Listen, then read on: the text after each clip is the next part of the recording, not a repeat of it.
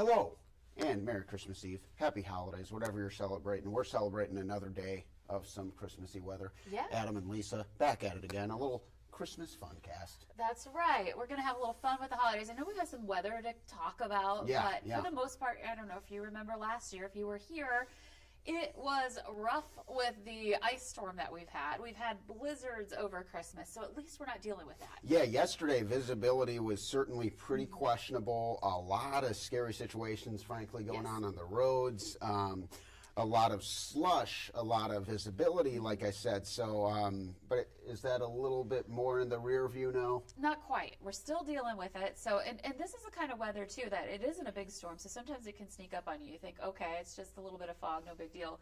But that is depositing on roads because temperatures are below freezing. That leads to the ice and the slipping and sliding and all of that. So it is something to take seriously and just kind of continue to use those defensive driving skills as we are dealing with fog. If it looks foggy out there, if it looks frosty, just assume the road's slick. And that's the first thing we're talking about is some of that Christmas travel. A lot of people getting on the roads today. A lot of people really kind of traveling throughout the week, too. It's an interesting situation. Christmas falling on a Wednesday leads to all sorts of different people maybe getting back Sunday. They might be leaving Thursday. They might be leaving Friday. They might have already left. So many different ways to do this. Yeah, exactly. We're gonna get you through Christmas here with this forecast and kind of forecast what Santa's gonna be doing and how things are gonna be looking here for us. There he is, right there. The big guy. One day away. The countdown is almost done here for Christmas. We've been counting you down all along. And so right now we have a dense fog advisory. It's been trimmed a bit. It was the whole valley until noon. We do have better conditions up north. That's why that part of the advisory has been removed. But we're still in kind of the thick of things along I-94. That corridor essentially in southeastern North Dakota and into Minnesota, and you can see the stretches down into South Dakota as well. So I know not everybody's sticking to the valley. You might be getting ready to hit the road down to Sioux Falls or something like that. So you want to make sure you are aware of what's going on down there. So that's the latest alert.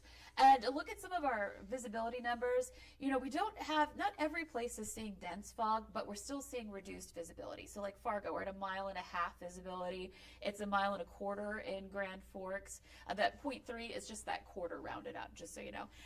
And so this isn't enough to be called dense fog. It's not going to delay flights at that range, which is good. We want people to get their flights out of here, but or land for that matter. But it is enough to, you know, coat some trees. Absolutely. That frosty conditions that we've been seeing on the roads and sidewalks too.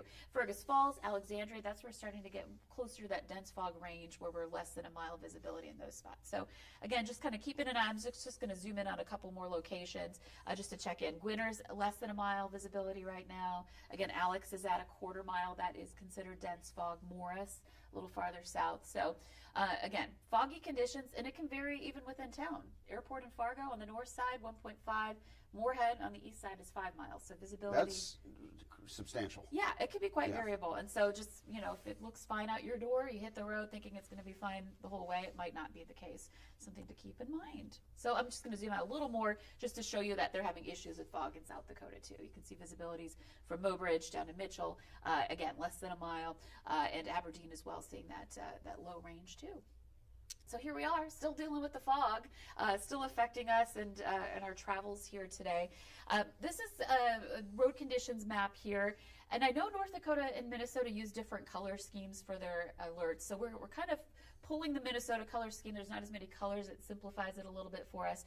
But what we're looking at here is a lot of blue in northeastern North Dakota, and then these pockets on some of these highways in Minnesota, and that means patchy snow, ice, or it could be frost, and that's a lot of what we're seeing in North Dakota is frosty conditions and still some remnant ice too, and like just small stretches of highway here dealing with that. And just because we have green, normal means normal for the season, so we still have winter roads. They're just not as bad as some of the other roads that we're experiencing. That's a good point to make. Yeah, just want to stress that. And you know, you can always check for road conditions throughout the tri-state area on the website VNL Weather app as well. You can access those conditions for all 3 states pretty easily on the app. Okay, so, zooming in on road conditions, I just wanted to stress this area here. It's pretty uniform, widespread frost. This is also an area where there's been some concern. You get multiple days in a row of fog, freezing fog, that deposits frost on everything, including onto, you know, telephone wires, electric wires, that kind of thing. So you get several days of that building up that might cause some issues. So it's something that's being watched for that area. Something to keep in mind in addition to that is on some of our trees as well. Some branches may come down. And I just want to get sciencey for a second. There's different ways fog can form, and this type of fog is called advection fog. And advection just means it's moving in. It's because it moved in. So what you've got here is cold ground, meaning we've got snow, and then we've got this warmer, moist air mass moving in over it. So what happens when warmer air moves over colder ground? It starts to cool down, and it cools down to the point where it gets to that saturation point, and then we see that fog form. So a lot of times, you know, we get excited about warm-ups in winter time. The problem with those warm-ups oftentimes is when that warmer air moves in, this happens. We get fog. I've never heard those words before. Yeah. So again, warm, moist air moves over the colder ground, and we see that fog form. So as long as we've got warmer air pumping into the valley, the potential for fog may continue. Okay. Is my point in this. Kind of catch. It's a win. Lose kind win. of thing. Yeah. I feel like that's tricky. always the case in the valley. You know, to get something good, we have to pay a price in some way. And to get the hot dish, you got to walk 10 miles. That's the old saying. Oh, I didn't know that was. Just made it up. Okay. Yeah. But it does create beauty. I just want to share a couple of photos that have come in. This one, it's just so peaceful to me. This kind of lone tree all lit up with the frost there. You're laughing. No, that's, what is this, a spruce, perhaps? I don't know it. It's hard to tell because, like, the light gives it a whitish look. Well, and it's frosted over, too, so that's why it's a little bit white there, too. Yeah, it really is pretty. Mike sent this one to us. Thank you, Mike. Yeah, thanks, Mike. That was this morning. And then just one more I wanted to share. I think this one's super cute. Look at that dog there. Oh, yeah, he just cut out a Narnia over here. Yeah. Just a frosty Christmas Eve walk from earlier this morning. And this was in Long Lake, Minnesota. Marnie, thanks for sharing. And again, just beautiful. It coats everything. Yeah. But that also means it coats everything. It coats your porches. Yes. It coats sidewalks. It coats cars. It coats, those colder road surfaces. He's a happy guy. I know. He's a smiling boy. I love that. That's nice. That's a happy Christmas Eve for that pup. So we'll move ahead if my graphics will move ahead. I might be zipping ahead. Our iPad is being a little slow here. Let me move ahead there. There we go. Here we go. Okay, so wanted to show our visible satellite map, and so I've got the black and white channel on here. That way we can see that contrast a little bit better this time of year. The sun angle is low, so it's kind of harder to see. You can in fact see some of the shadows from the clouds as well, which is really cool, over some of that low-level fog and conditions that are, again, just looking pretty gray out there. There is a clearing area out to the west, which I find interesting. I'm hoping we see that a little bit here today. But I am also watching out for a little freezing drizzle. You see that pink there? That's over places like the Pembina Gorge right now. So kind of keeping an eye on those areas too. So those are the current conditions. And please work for me here, buddy. If not, I've prepared a musical number. Oh, excellent. Excellent. Love to see that. Well, I don't know. She's locked up. But we're looking at that fog lasting for a little bit here. It could last throughout the day today. We could be seeing some conditions.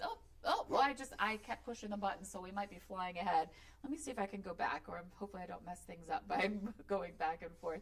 I had expanded the view on our radar and satellite just to show you what's going on beyond the valley, because I know a lot of people are traveling. Yeah, absolutely. Or maybe you have people coming in that are trying to come in. Yeah. So what's happening is most of us here in the central part of the country, in the Midwest, we're pretty quiet. We're dealing with a little bit of stuff like the fog, but it's not so bad.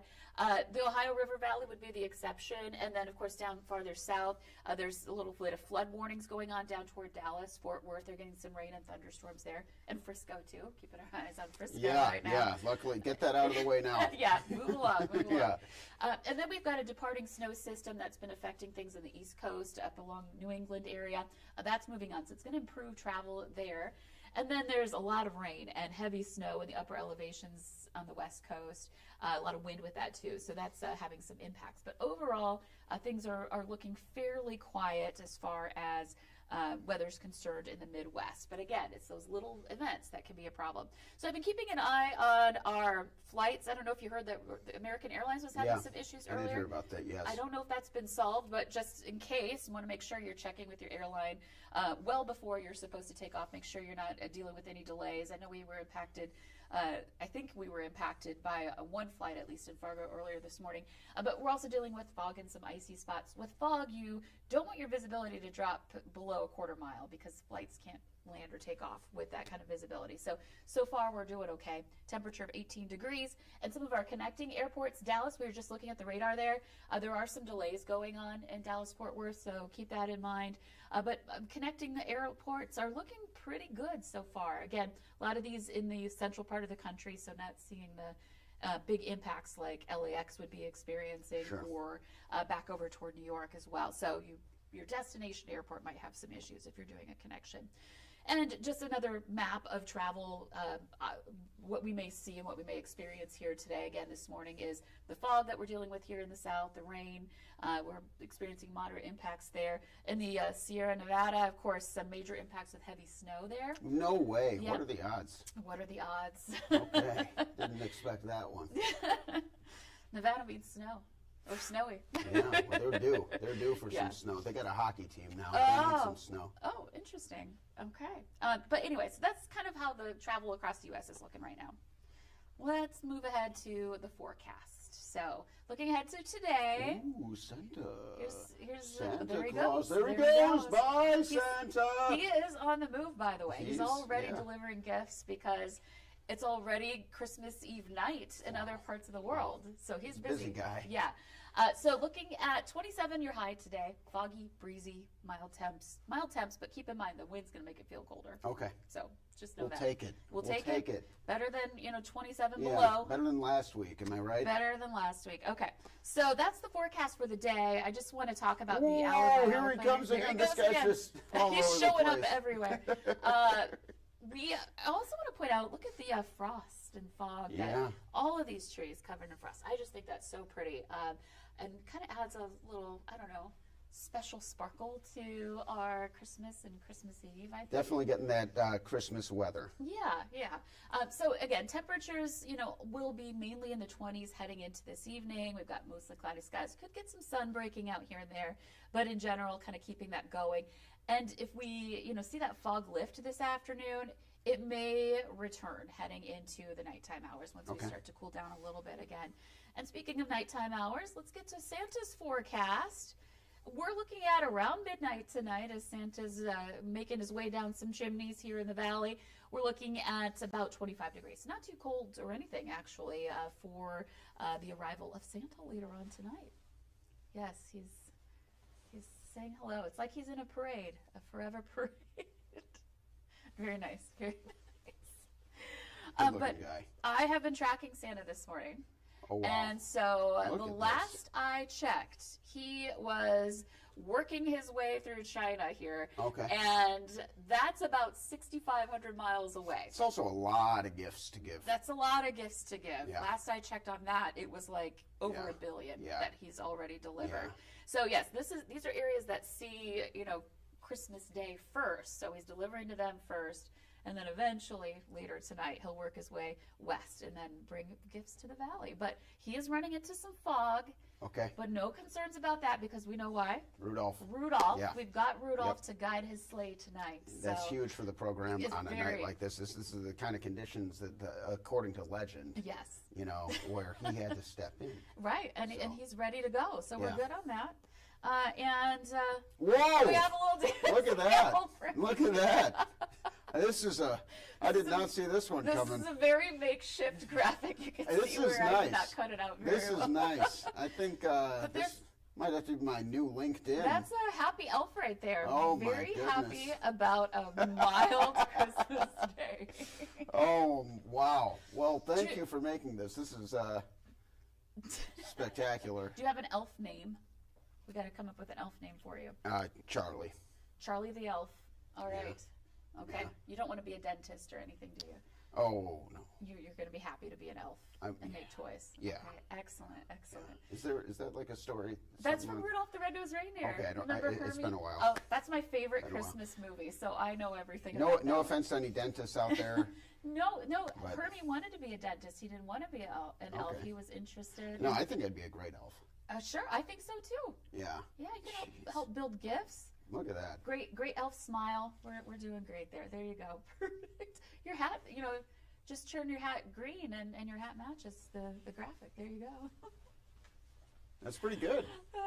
Yeah, all right, cool. So yeah, happy elves on, this is Christmas Day's forecast. We're looking at a foggy start again, and then the wind picks up, and we'll see temperatures warm up because it's the south wind. It's warmer air rushing in for Christmas Day. So not bad. You know, we've, again, seen worse Christmas days, but it may be a little bit breezy into the afternoon and might feel a little cool. We ready to say goodbye to the elf? See you later. Bye, Charlie. Okay, so just the next couple of days. Christmas Day, again, nice to see some low to mid-30s here. Again, we are looking out for that potential for fog. And Thursday could be right around the same temperature or even warmer. I'm hoping we get some sun and get rid of the gloom a little bit coming up here in the forecast. And that's it. Just want to wish you guys a happy Christmas Eve. Merry Christmas. We've got New Year's coming up. Hanukkah. Hanukkah, yes. Yeah. My goodness, Hanukkah is happening at sundown tomorrow night, the first night of Hanukkah. We got all the good stuff going. Right. A lot of great things happening. And when we get closer to New Year's, we'll have an update on the New Year's forecast too. So. Well, thank you so much for watching. Have a very Merry Christmas, and thank you. Merry Christmas to you as well. And thank you for making me into an elf. That was pretty exciting for me. We'll be back talking about some Christmas Day sports with Eric Moon later in the day. Stay tuned. We'll see you next time on Valley News Now.